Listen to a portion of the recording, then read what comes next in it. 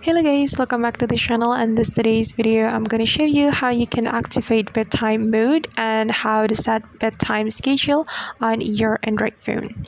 Alright guys, first of all, go to your settings application on your Android phone and you have to scroll down until you find the digital well-being and parental control setting, and this is the setting. Tap on it, and then since we want to activate the bedtime mode, we can simply click on the turn on option right here.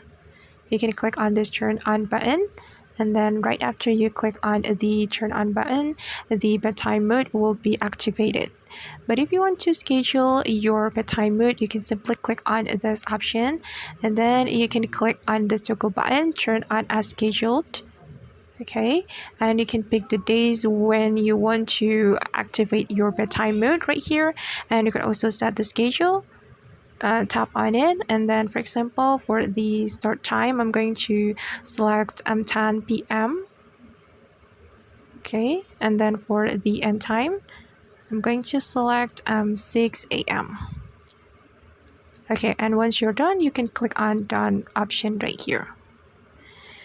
Alright guys, and that's how we can activate the bedtime mode and set bedtime schedule. I hope this tutorial will be helpful for you. Thank you so much for watching, and see you on the next video.